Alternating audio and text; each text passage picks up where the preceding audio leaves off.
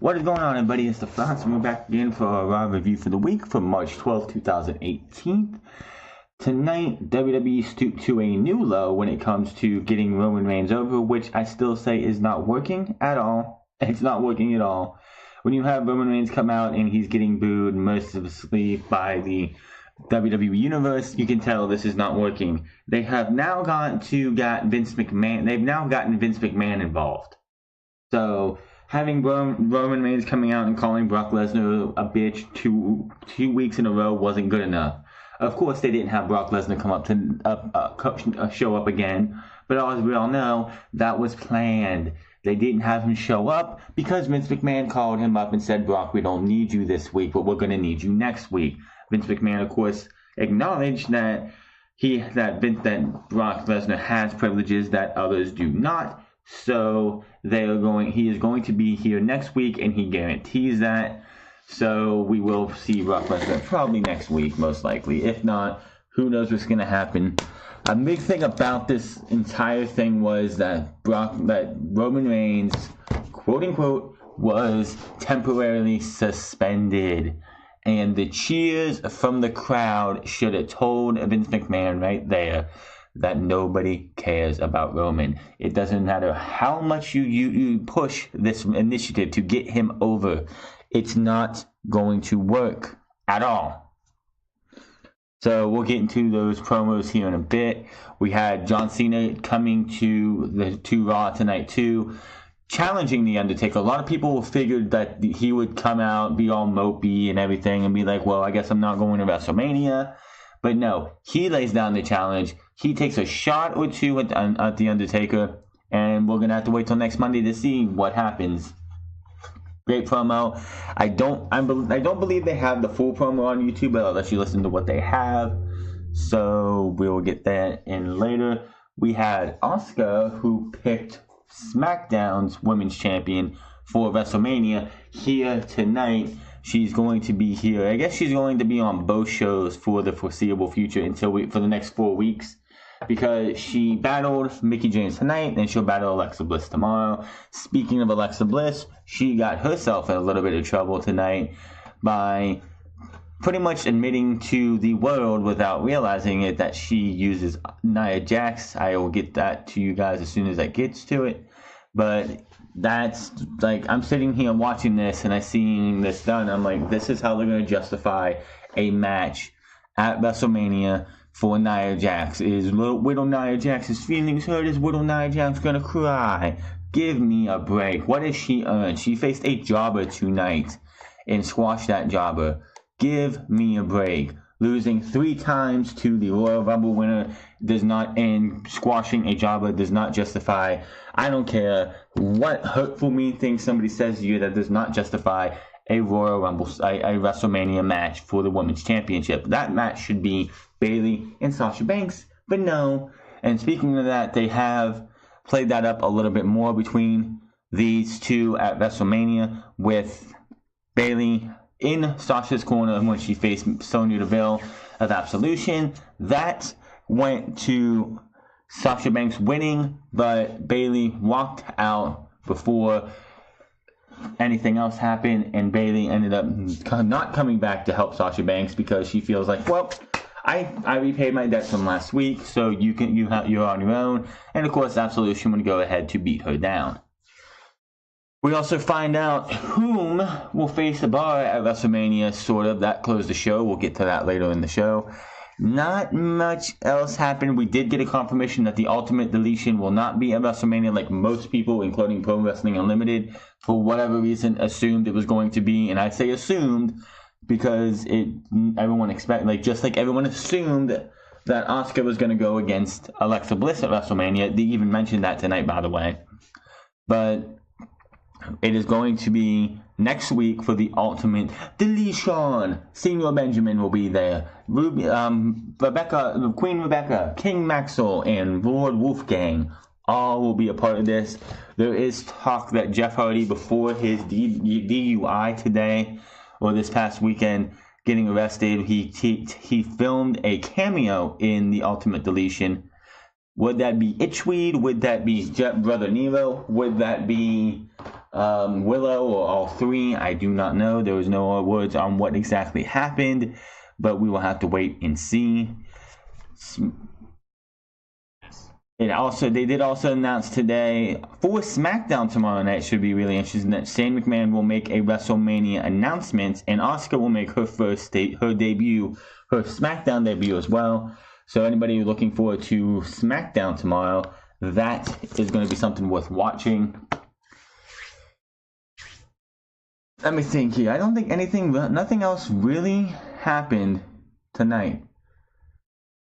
Before I get into what this says, Kurt Angle comes out, talks about how his match at WrestleMania is going to be an honor to be there and wrestle.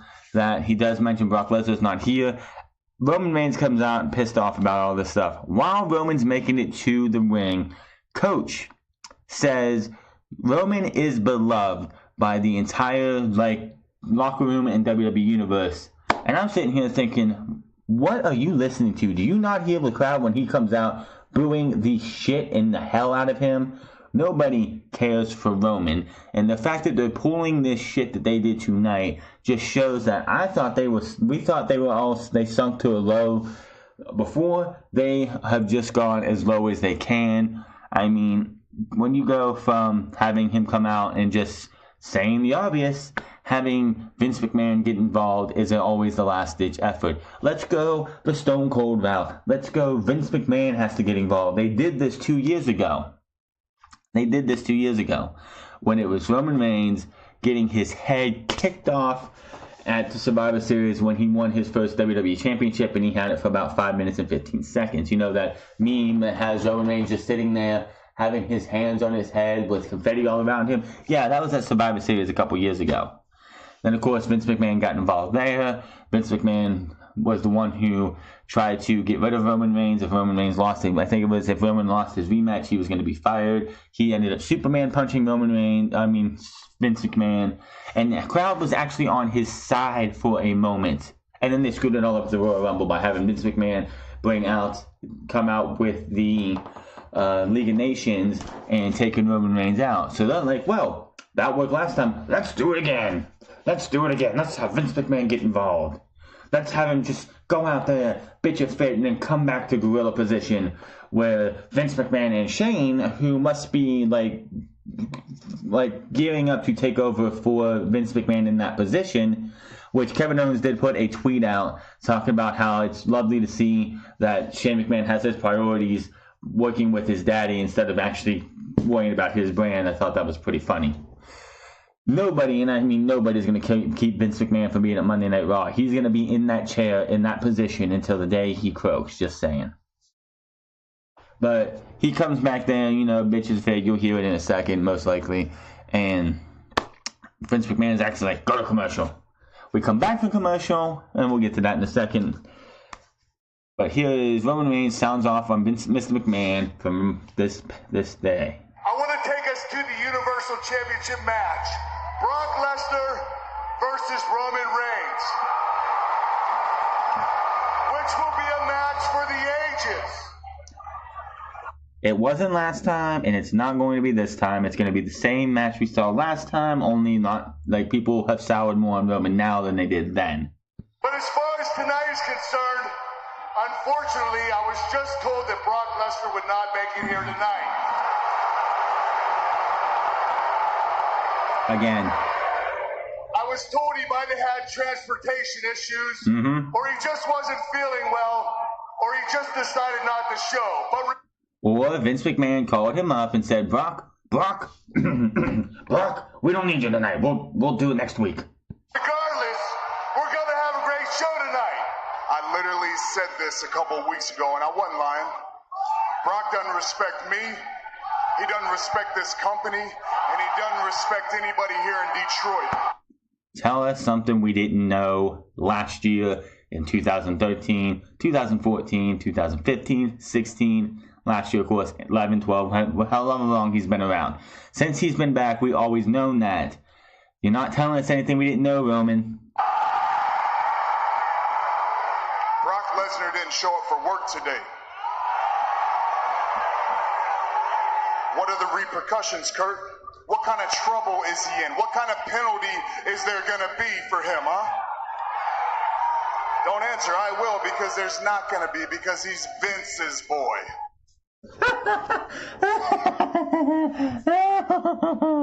Vince's boy.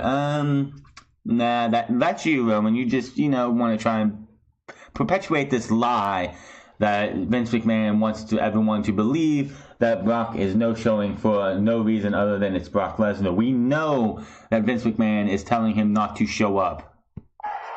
Kurt Angle, of course, puts his hand over Roman Reigns' mic to try and shush Roman Reigns. If they wanted to stop him from saying something, they could just cut the mic. Don't touch my microphone. What I'm saying is the truth. Nope. Think about it, Detroit. What would happen if you didn't show up for work? They'd fire y'all. What do you think would happen to me or anybody else in that locker room, huh? Most people in the locker room, they would probably get suspended, fined, or whatever. You, vacation? They'd call it, you need a sabbatical. So, yeah, nice try, Roman. Best case scenario, we get a huge fine. Worst case $10? scenario, we can't feed our kids now. And that's a problem. It's not fair, and that's a problem. And you're not the problem, you're just the middleman. The real problem is Vince McMahon. And I was like, you've got to be kidding me. They're throwing everything they can at this to get it to work. They've tried Roman by himself. They've tried Paul Heyman. And neither one of those have worked. They've tried to garner sympathy from the fans, and it hasn't worked. So what is the last-ditch effort they can do? Vince McMahon. Because going after Vince McMahon has always been a positive, hasn't it? Not always. Just walked past before I came out here, and he didn't even have the courtesy or the respect to let me know what was happening tonight. Instead, you had to tell me live on TV out here. That's a man I bust my ass for. I travel all over the world. I'm not at home the majority of the year for him in this company. Neither is everybody else who's a full-time star, so what makes you so special? So it's one thing to be disrespected by Brock Lesnar, but I will not be disrespected by Vince McMahon. Shoves the mic in front of into Kurt Angle's chest. Exit the ring. Roman Reigns being extremely upset over this entire situation, the no-show of Brock Lesnar, and what he calls the disrespect from the boss. I understand exactly what Roman's feeling right now. I mean, he's irate with good reason, but I just hope Roman doesn't do something stupid. Where's he going? Where else is he going? What's going on, man? You're not gonna talk to me now? You're not gonna talk to me? No respect here, huh? No, just chill out. After all these years, huh? I'm not talking to you. Let's go talk about it. Let's go talk about my office. Go to commercial. Go. Come on, let's go. So yeah, that's just Vince McMahon and them trying to do what they can to get Roman Reigns over, and it's just not working. It's just not working. Now we come back from commercial, and Vince McMahon with his request, and during the break, both Mr. McMahon and Roman Reigns entered the office, and things got pretty loud, but not what I would call completely out of hand, and it seems to have settled down in the last 30 seconds or so. So right now I'm just hoping to stand by and get a question with Roman Reigns. Roman comes out. Just get a quick question with you about what just happened in the ring. And Roman just walks off. Not a word. Roman Reigns is still very upset about what has just transpired. Vince McMahon comes out a few minutes later. So just to get everybody up to speed on all this kind of stuff, a little bit rattled here, but look, Brock Lesnar is not my boy. Brock Lesnar is not Paul Heyman's boy. Brock Lesnar is not anybody's boy. Brock Lesnar's a man. He's his own man. As far as disrespecting Roman, I have no intention of disrespecting Roman. That's not the case. I think he's a great competitor. But I just reminded Roman of something maybe he didn't want to hear, and that is an expression that his cousin, The Rock, used to say. Blood cousins. And The Rock used to say, know your role and shut your mouth. Now, does Brock Does he have certain privileges? He does, and I'll get to that in a moment. But does Brock, does he like people? No. Brock Lesnar doesn't like people. That doesn't make him a bad guy. That just makes him an individualist. Does he respect the W Universe? Probably not. I think the one thing Brock Lesnar does respect more than anything else in the world, and that's competition, be it in the ring or in the octagon. The fact that he actually mentions the octagon on WWE TV tells you that Brock Lesnar is probably done after WrestleMania and he's going back to the UFC. Does Brock have special privileges? He does. But I think he's earned most of those privileges. And sometimes talent takes advantage of things that are given to them. And, Brock can get a little bit out of line. But I assure you this, that next week, Brock Lesnar will be here on Monday Night Raw. And I assure you that Brock Lesnar will compete for the Universal Championship at WrestleMania against Roman Reigns. And by the way, will he be here next week? People must be saying, wait a minute, I've heard that before. Let me just say you've got my word on it. Okay? Because Vince McMahon's word is law, please. And that is this word of respect and so forth and the lack of it. Let me just say that based on what just happened, Roman Reigns has been temporarily suspended. That was not the reaction that happened live on TV. Not at all. That was not the reaction one bit. They muted the cheers and made it sound like the fans were disgusted with the fact that Roman Reigns was suspended. That just shows you how pathetic this company is getting with this Roman initiative. They didn't have to do this with Stone Cold. They didn't have to do it with The Rock or Cena or Triple H when he was a babyface. This guy, they have to throw everything, edit as much as they can, edit out all the boos and when he comes out, edit out all the cheers when he comes out. When he won the WWE title at WrestleMania 2 years ago, I haven't seen reaction, but I've been told that what we saw on the WWE Network, you couldn't even hear the boos. But I heard and seen, I've seen people say that that place was booing him crazy, and they want to try and quell that this time around, and it's just not gonna work.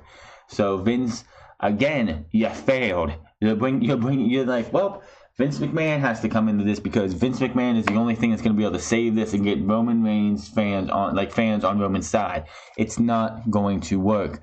We're going to probably get a reaction, maybe most likely that we got at WrestleMania 20 with Goldberg and Brock. Well, both guys will probably get booed. I don't know, but it's not going to be Roman getting cheered because he's the conquering hero. The WWE fighting the good fight for WWE just isn't going to work, period. So we will see what happens next week, but that does piss me off a little bit that they were just like, well, we're gonna have to edit out these cheers because they got an ovation for him getting booed. It was absolutely ridiculous. I can't believe they thought they could get away with that. Period. Moving on here, we had Sasha Banks versus Sonya Deville with Bayley in Sasha's corner, and of course Absolution in Sonya Deville's corner. It looks like Paige is going to be their manager until they decide to break this up, whenever this is going to be. Bayley, of course, came out reluctantly. She looked like she didn't want to be anywhere near Sasha Banks at all. She does help Sasha Banks win this because towards the end of the match, Mandy Rose gets on the apron. Bayley runs over and pulls her down. Sonya Deville gets distracted, gets hit with the backstabber, and then pulled into the Banks statement for the tap out. As soon as the match was over, Bayley turns around and walks away. Looks like she's just not happy at all. I so wish this was for the Women's Championship. Don't know why WWE wants to keep it on Alexa Bliss. Having Nia Jax be this big burly crybaby is not going to grab sympathy whatsoever. What she pulled tonight, if they can get the video up on YouTube, I won't play it. But what they did tonight didn't help matters at all. I seriously put a thing on YouTube and on Twitter. I was like, "What is Whittle Nia Jax gonna cry?" It's like, give me a break. This, she's lost to Asuka 3 times in less than 3 months. She has not earned a championship opportunity, and just because Alexa Bliss does this, are you gonna have her? Because apparently it's gonna be Asuka, but it's Asuka versus Alexa Bliss next week, and Alexa Bliss is hoping to have Nia Jax in her corner. Are you gonna have Nia Jax come out and then mess that up? Have Asuka win the match, win the match, and then afterwards Nia Jax beats her down, and then Kurt Angle comes out and is like, at WrestleMania, it's gonna be Nia Jax versus Alexa Bliss. Why? It makes no sense that you're gonna sit there and give a proverbial loser when it comes to the big matches and can only seem to beat jobbers a title match at WrestleMania when she hasn't done anything to earn it. So, yeah. Post-match, Bayley does walk away, and Absolution corners Sasha Banks in the ring, and Corey Graves was like, it's a 3-on-1 beatdown. It was like, no, it's only a 2-on-1 because, of course, Paige is there to give direction, but Paige is not going to be able to do anything because she's not allowed to wrestle anymore, which makes no sense why they even kept her around as the leader of Absolution, because she can't do anything. After that was over and they came back, they showed us highlights of the new celebrity wing, who is Kid Rock, who, if anyone does know, and I just, like I said a couple times on my videos, just got done through the Attitude Era, and I'm into 2002. But when when Undertaker came back from his shoulder injury from 1999, he came back in 2000. He came back as the American Badass, and the first song he came out to was a song by Kid Rock. Kid Rock has also performed at WrestleMania 25, WrestleMania 19, I believe. He's a tribute to the troops, and he's been on Monday Night Raw. One of the few people to actually do all that stuff at once. So congratulations to Kid Rock, and wonder if he's going to perform at WrestleMania this year just to coincide with that. They did put a little graphic up and say WrestleMania shocker when it came to Asuka, with Asuka's appearance at Fastlane last night. Back in 1997, 1998, 1999, 2000, 2001, maybe this would have been a shocker, but everybody and anybody was calling for Asuka to make an appearance at Fastlane last night. So there was absolutely no way that was a shocker. You want to play it off as a shocker, but it was about time. I think if you're going to have a WrestleMania, like somebody win the Royal Rumble and choose a WrestleMania opponent, holding them off until the beginning of March, giving you 4 weeks left to get the choice done, is just ridiculous. There was no reason for it to last that long.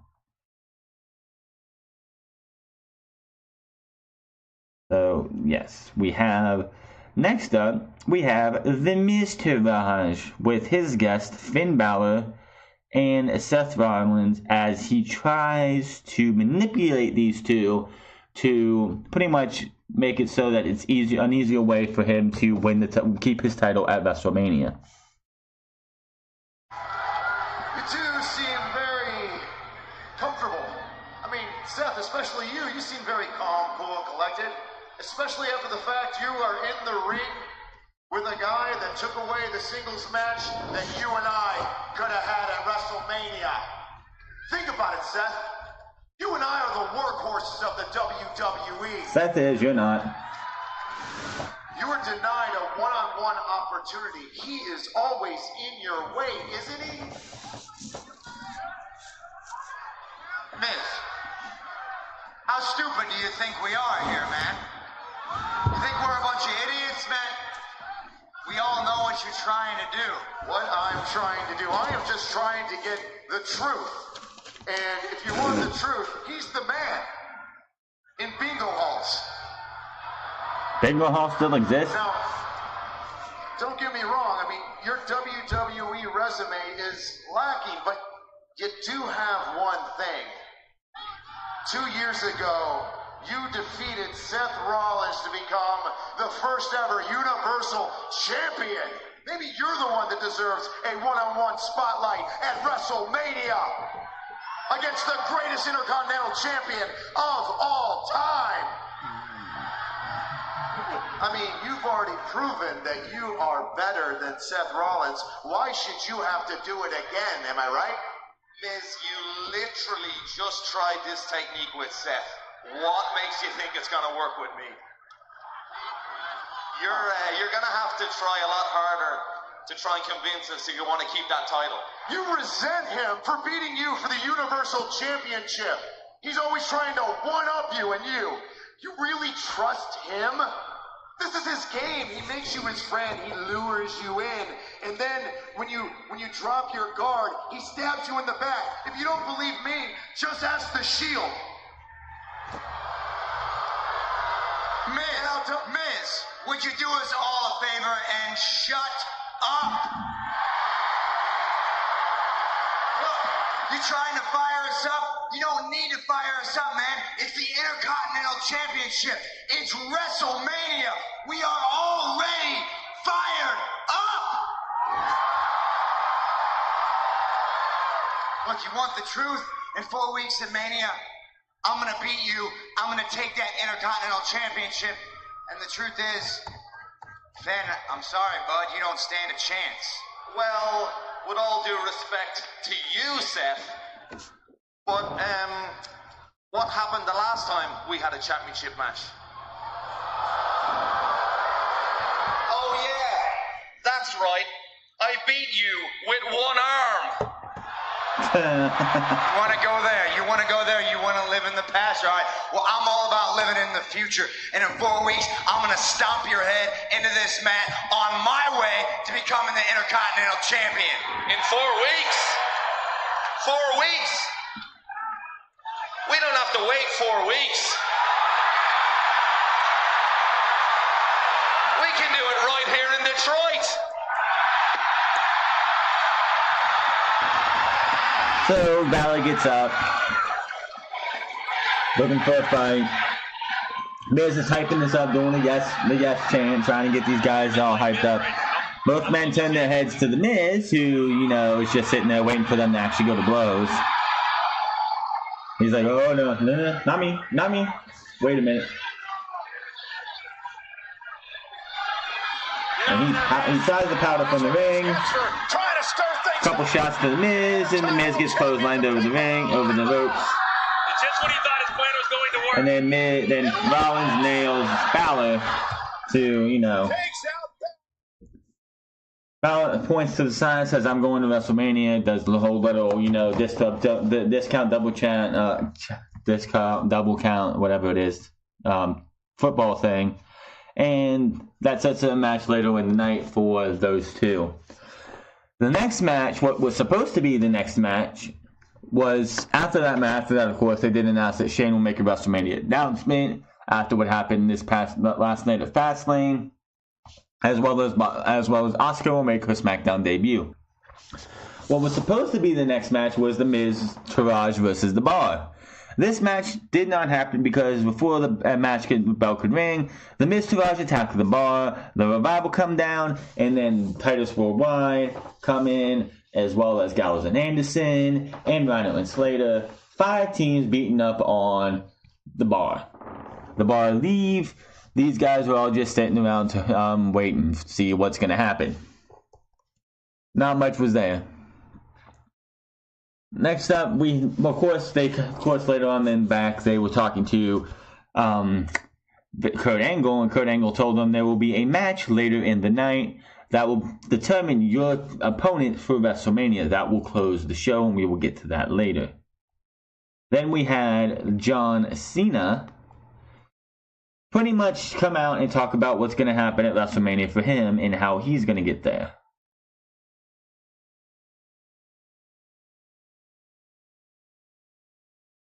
What's the worst that could happen? Like, if I did the thing right now... Oh, they left it all out, too. Said he has found his road to WrestleMania. Says the truth is that he had an opportunity after opportunity, but couldn't get the job done. Talked about how there was Undertaker chants in Detroit. Immediately, he's, like, talking about, like, starting to say what he's going to do, and all you hear is, Undertaker, Undertaker. He says, I hope them in the back are listening. And then, of course... says he will not contribute to WrestleMania this year. The crowd boos, big no chant comes out, but Cena says he will not quit and that he will not miss WrestleMania because his road to WrestleMania is he's going as a fan. Said it's a shock, said it's something that you don't expect, which quite honestly, if they wanted to do this, I've said this before, I believe I said this on the Unscripted this past week. Make sure to go check that out on YouTube. John Cena missing WrestleMania would be a good thing for him to build to next year. He was only there as a fan. He didn't actually get to be on the show this year. It eats him up inside.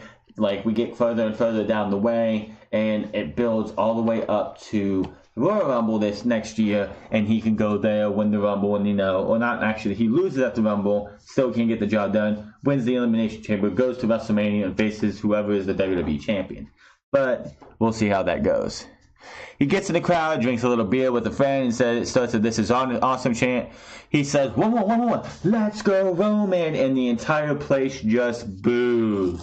The entire place boos. He gets back in the ring, starts the "Let's go Cena" chant. Cena sucks, says, and then he continues on with this. Now that I wasn't supposed to do? Does that even change my road to WrestleMania? I'm gonna buy a ticket. Well, screw it. I challenge The Undertaker to a match at WrestleMania. 4 years too late to me. 4 years too late.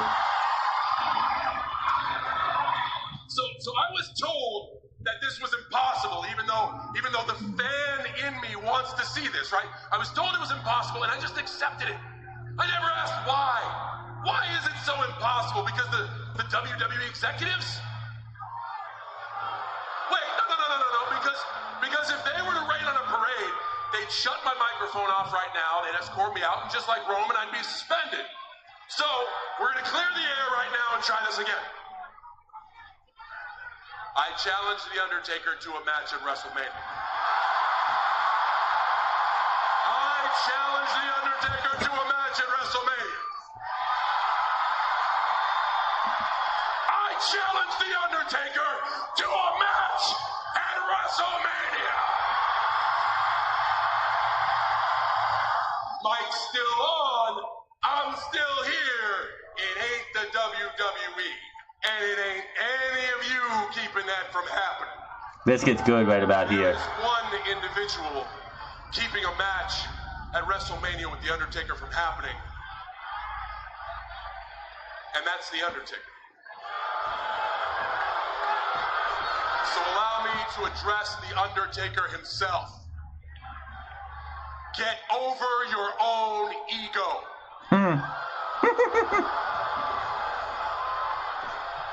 You see, the difference between you and me is when I fail, I get back up, I put a smile on my face, and I go to work to kick ass the next day.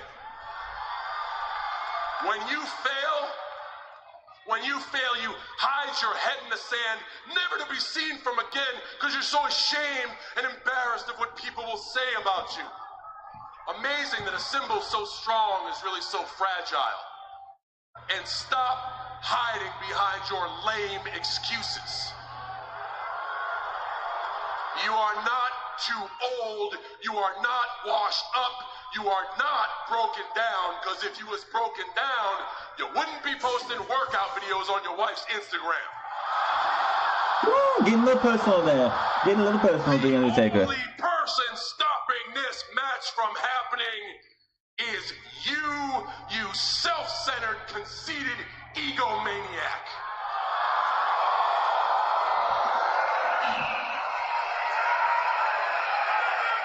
So if it takes feeding your ego to make it happen, allow me to try my best. Do you want to see The Undertaker kick my ass at WrestleMania? Do you want to see The Undertaker tombstone me in front of 75,000 people at WrestleMania? God wants it, not me, really. They want to see it, and I'd like to see you try it.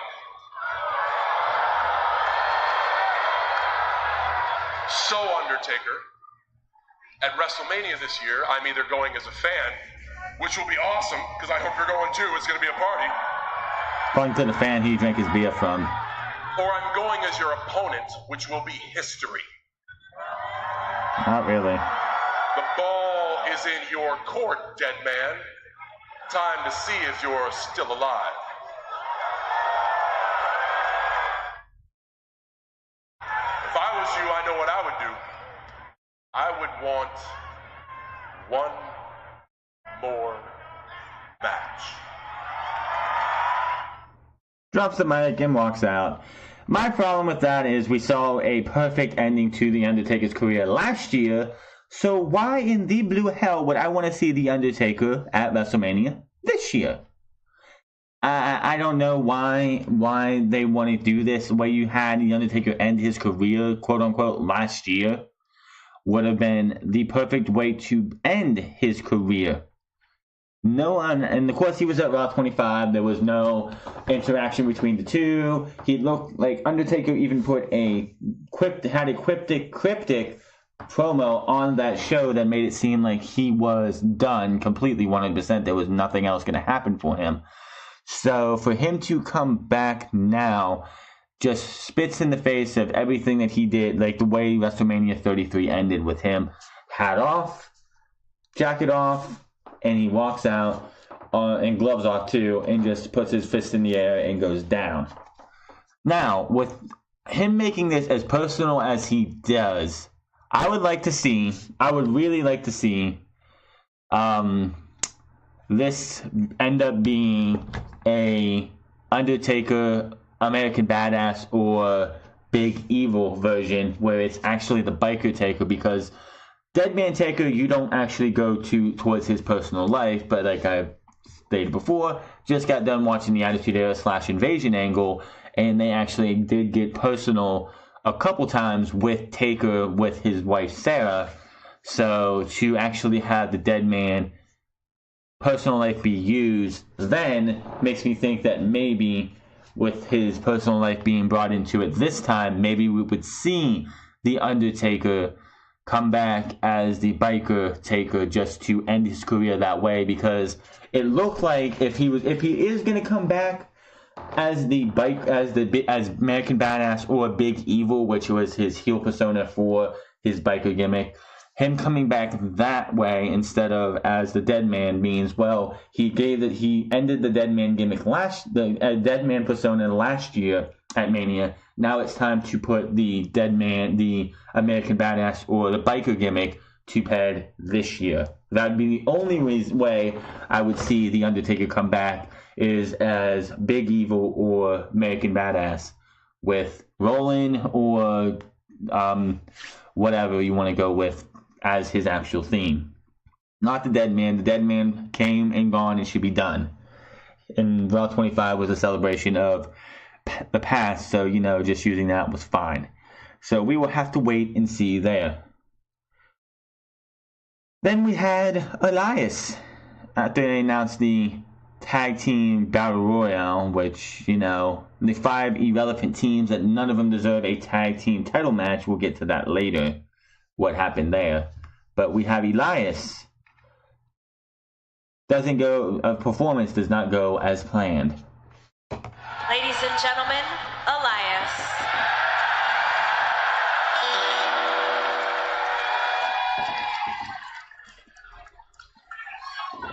He's in the neck brace, by the way, and I guess one of his arms is in a sling. Hello, I am Elias.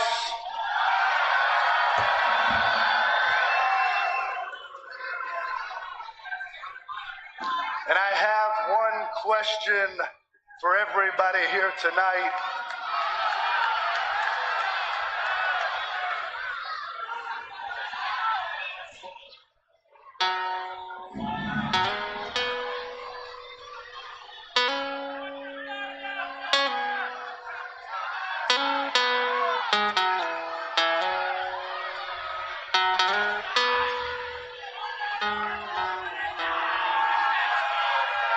Elias looks so despondent.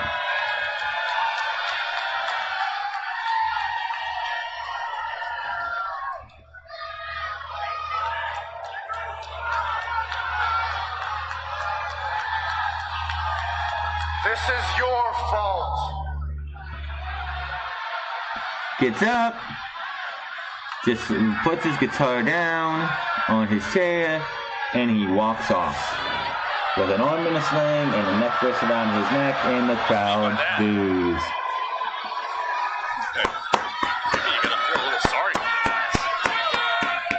Best performance. Long walk home for Elias. Where's he going? Not able to practice what he loves to do.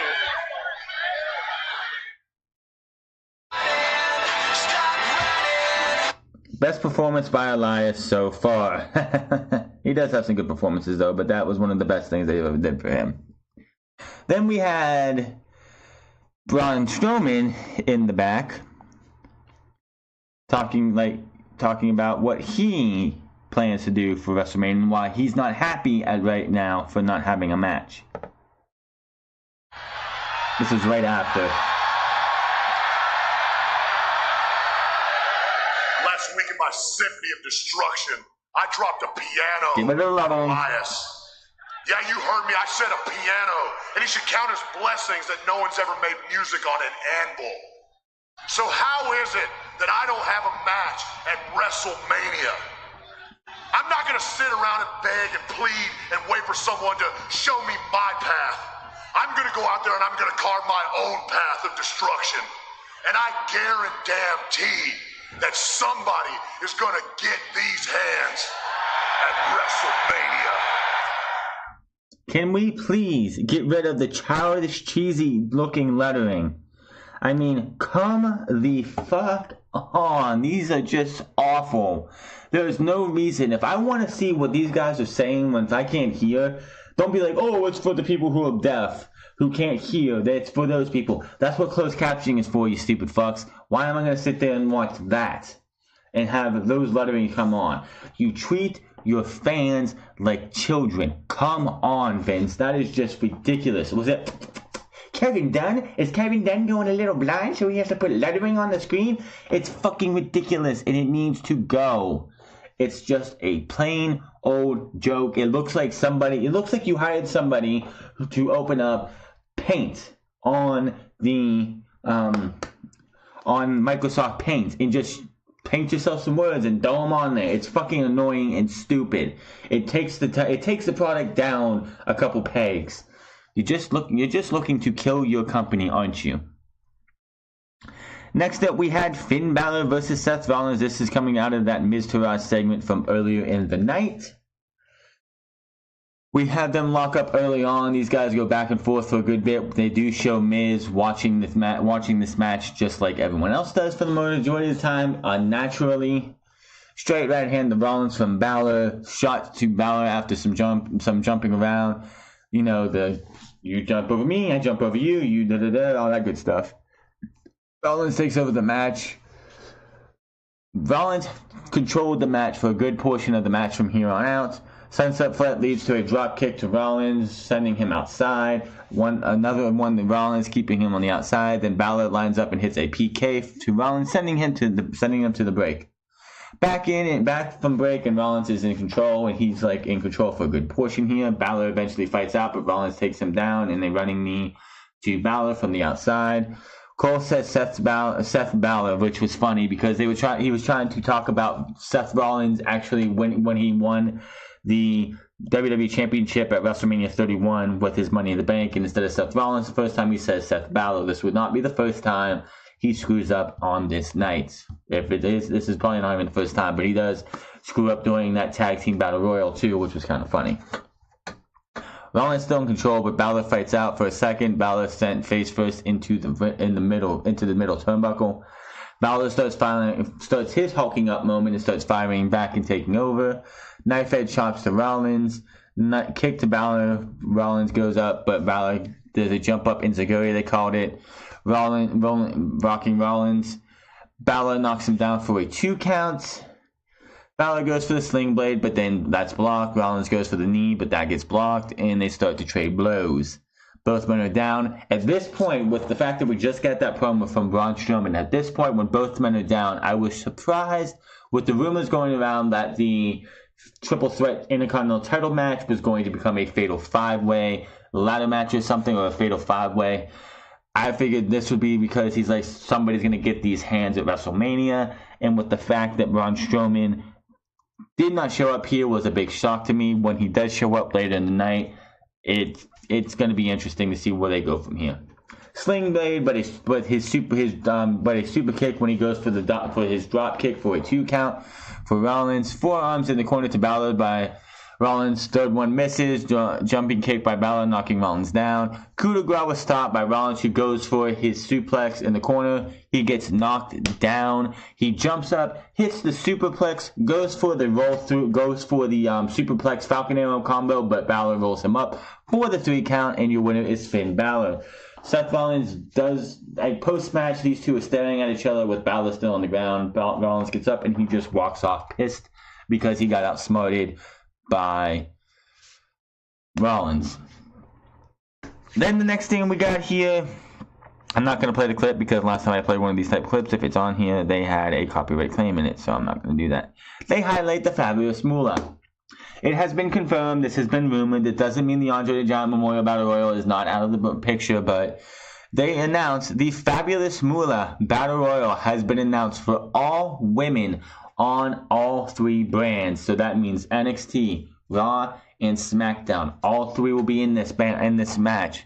So other than, of course, the champions, I don't expect to see Charlotte, Asuka, Nia, or Alexa Bliss in this match, but everyone else. We just had the first ever Royal Rumble for the women's. We had the first ever Elimination Chamber. We've already had the first Hell in a Cell, the first ladder match. What Money in the Bank ladder match? I'm sure there was a women's ladder match early on in WWE's life, but I'm not sure. But how many more firsts are there? I mean, we've had so many firsts that they just threw them all in like a 2-year period. What else are you going to do first? There's not the only other first, and it's going to have to be somebody else, is the first woman to headline the Hall of Fame, and I don't think that's ever going to happen until like years and years away, because you already have Trish, Lita, and Moolah and May in the Hall of Fame. So I don't know who they would have for a woman headline that. So I don't know what else first they can get. They could have, give it some breathing room. You just can't say first time ever. Hey, you get a first time ever. You get a first time ever. You all get first time ever for the women. How many more first time evers are there? I don't know. Women's Hardcore Championship match? Hardcore Championship? Is that what I'm looking at next? I don't know. And you can't. And if they come out with the women's tag team titles like they want to say, they can't call them the first ever women's tag team champions, because there was a tag team championship for the women in the 1980s. So then they want to sit there and be like, for the first time ever, we're going to have women tag team titles. Nope, that is not a first time ever. So the Fabulous Moolah Battle Royal is going to be at WrestleMania. Will it replace Andre the Giant Memorial Battle Royal? I don't know. I doubt it, because of the Andre the Giant documentary coming out 2 days later. So why would you want to take the Andre the Giant Memorial Battle Royal and just scrap it for a female Fabulous Moolah one when you have this documentary that you want to actually exploit that comes out 2 days later? There is that. Then we have Asuka. I hope it's on here somewhere. We have Asuka out to address her. There it is, yeah. Asuka's decision to why she is going to WrestleMania to face Charlotte. And before she can even say anything, who else would come out but the Queen Bee herself, the goddess, or whatever you want to call her, Alexa Bliss, flanked by her BFF, Mickie James, who just a month and a half ago, was facing her in tag team matches or going up against her. So, yeah, Mickie James and Alexa Bliss interrupt Asuka. Last night was so exciting. I mean, just look at the look on Charlotte's face. Priceless. Now, Charlie, Asuka's English isn't really that great, so interviews aren't really her strong suit. I would agree with her on that one, though. Allow me to explain this sudden turn of events you speak of. First off, off, I just want to... Before they said anything, of course, Charlotte Caruso asked her, why did you pick Charlotte? Because for months we assumed, because, you know, that's the smart thing to do. As anybody in the world will tell you, assuming anything is a bad thing in anything. It's not just this, it's anything. If you go to the store and you assume that, or you're dating somebody and they're talking to somebody of the opposite sex, and you assume that they're hooking up, like they're trying to hook up behind your back, that's going to ruin your relationship. It's just one of those things that you should not assume anything. Always ask the person before you make assumptions. Because this whole entire thing makes Renee Young, Michael Cole, Charlie Caruso, Corey Graves, Jonathan Coachman, and anybody else who said, and Alexa Bliss too, anybody who said she's going to go to WrestleMania to face Alexa Bliss look like buffoons. They make everyone look stupid because of how they booked this. Say Asuka is a fierce competitor, and though she doesn't speak the language that well, she is very, very smart. And let's not forget, she has the longest reigning undefeated streak in the history of WWE. Oh. But now, how do you think she keeps that streak going, Alexa? Good question, Mickey. Well, like I said, she's very smart. And she wouldn't want to dare stepping in the ring with someone like me at WrestleMania. And Asuka... Somebody who only defended the title twice in the last 7 months. You've only defended your title at TLC in the Elimination Chamber. You've been booked poorly. You haven't done anything for the title.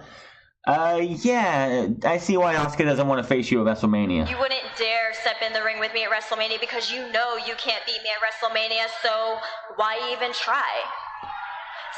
Even though she beat you like the first or second month, like one of the few, like I think it was the first or second week of the year, she beat you. So for you even to say that she can't beat you at WrestleMania is just laughable and makes you sound really stupid. May say that it's cowardly to back off from a fight, but don't listen to them.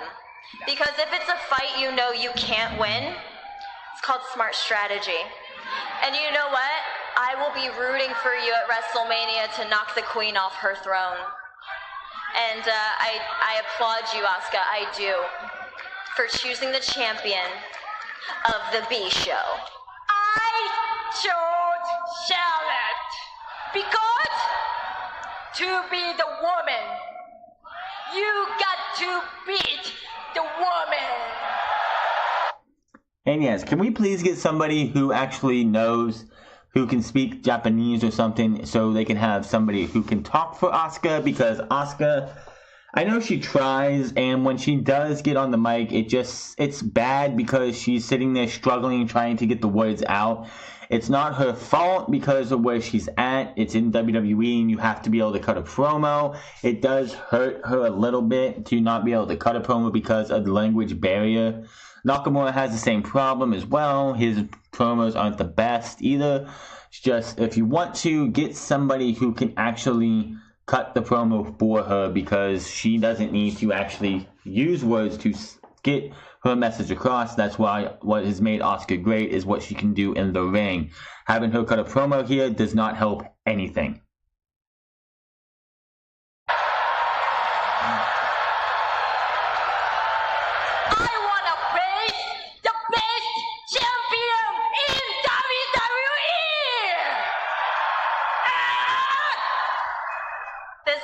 This must be one of those language barrier things, especially because she's like screaming right at my face. What Asuka's trying to say is that she wanted to face the easier champion to defeat, so she chose Charlotte Flair. Yeah. Nope. I beat you once. I beat you once. I can beat you again. Again, right now.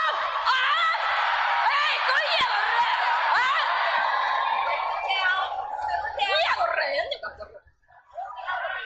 Dream on, sweetheart. You get to go against a woman who has some unfinished business with you.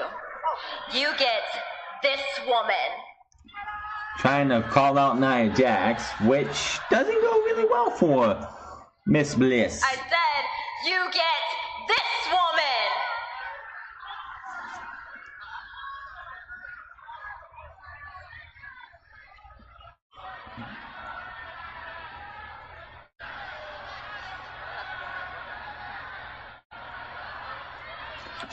She shoves Alexa Bliss, and Alexa Bliss shoves Asuka, and then Mickie James comes over, shoves her once, and kicks her in the face. Pretty much sets up a match between these two, and you know how this was going to go. Mickie James was going to be another victim to Asuka. Halfway through the match, though, Mickie James was on Asuka at the start of this match, which started during the break. Asuka has Mickie James on the ring post outside, and she looks to kick her head off at the ring post. Mickie moves, Asuka's leg hits that ring post, which, first and foremost, that is something that should not be done as a spot, for the simple fact of, yes, if you do it right, you're not going to get hit, but if just your timing is off just a little bit, you're going to end up hitting that ring post hard enough to where you would snap your ankle, and that would just ruin everything for Asuka. Match ends with Mickie going for the Mick kick. She missed that. Asuka puts in the Asuka lock, and Mickie taps out. When it was Asuka, Bliss storms off to the back, not happy with the result of the match. They do say a preview of the Ultimate Deletion will be tonight, which they did show that off. I am not going to show that video because of any music they used in there can be hit with a copyright claim. In the back, Bliss is looking for Nia, who says she has a match next, and that's why she wasn't out there, because Kurt Angle told her not to go because she needs to prepare for her match. Bliss says she will face Asuka next week, and I don't know why they're doing this. Why, I remember in the past when they would do this, as soon as you decided who you were going for at WrestleMania, you went to, especially if you were like when Chris Benoit did it in 2004, and others, I can't think of on the top of my head, that you would go to that brand and you would be exclusive to that brand. So why are we having Asuka going from Raw and SmackDown for the next 4 weeks? Hopefully next week is the last time she will be on Raw, because she should be exclusive to SmackDown now. I don't understand why they wanted to do that. She asks, would you be in my corner for this match? She does tell her, she does say, I love you, to Nia Jax. Nia Jax says the same thing. They hug, and she goes off to wrestle a match. Nia Jax versus a local jobber named Jode King. Match is a total squash. Nia destroys the jobber, and she wins the match. Why does this justify, I don't care how, you have not booked her right at all for the majority of her time on Raw. You have her go up against jobbers, jobber, jobber, jobber, jobber, jobber, jobber, jobber, jobber, jobber, jobber, jobber. Then she goes up and she beats you go jobber, then you go up to the next step, and then you go up to the main girls, which would of course be Bliss, Bayley, Sasha Banks, and Mickie James. Then she gets shut back down. She should have been women's champion months ago. She should have been women's champion probably last year, but no, they've had Alexa Bliss have this long, lengthy title reign, which quite honestly, that title has not had a long, lengthy title reign since its inception, minus, of course, when it was first brought in, and it was the Women's Championship overall until, of course, the brand split a couple months later. So, other than the fact that she's had a long, lengthy title reign, she has done absolutely nothing for this title. Alexa Bliss has been awful as a champion. I don't know why they want to keep this title on her. It is absolutely awful. As soon as that match is over, they talk about how we're going to go into the back and see Mickie James and Alexa Bliss get an interview with Charlie Caruso. We see Bliss and Mickie in the back waiting for Charlie Caruso, sitting there talking, and they start tearing into Nia, talking about how Alexa Bliss tells her how much I use Nia. She can't handle the truth. Her emotions get to her easily. There's no, she's just this, delicate flower in this big body of hers. Mickie says that she almost died laughing when she said, where she sees her, how Alexa Bliss sees Nia Jax, people around her, and it was just awful. It was, hopefully they don't actually put it on their YouTube page, because it was a horrible thing for them to even do. And of course, Charlie Caruso comes in and is like, I want you guys to be aware, everything you just said is everybody heard. They freak out. Nia Jax looks like she's about ready to cry. With somebody the size of her, they're calling her the irresistible force. Having her become a big crybaby is not the way to make her the irresistible force. Having her be an emotional, have high, like wear her emotions on her sleeve like this, is not going to help her one bit. I don't know who thinks this is the way. It's like, wow, Asuka's going to SmackDown to wrestle Charlotte Flair. We have to justify this somehow, and this is the best way they can justify it. It is fucking ridiculous. So, of course, they run away. She comes back in, is like, where is she? And she's all hysterical and shit. And I'm like, this is just boring. This is the way you're going to justify her winning, even being considered in the title match. Like I said, I do not want Kurt Angle to come out next week, and I can see them doing it. Having Alexa Bliss versus Asuka next week. Asuka, of course, will win. Nia Jax then goes into the ring. Post-match beatdown on Alexa Bliss, and then Kurt Angle comes out and is like, at WrestleMania, it'll be Alexa Bliss versus Nia Jax, who has not earned a title match whatsoever. So basically, and that's pre-show match right there. If you're going to have Nia Jax versus Alexa Bliss for the Women's Championship, that's pre-show, plain and simple. There is no if, ands, or buts about it. That is a pre-show match. No, nothing else can be said about it. They did show this was kind of fun. They do show the preview of Ultimate Deletion. We had Matt Hardy pretty much say that Queen Rebecca, King Maxwell, Lord Wolfgang, Senior Benjamin are going to be there.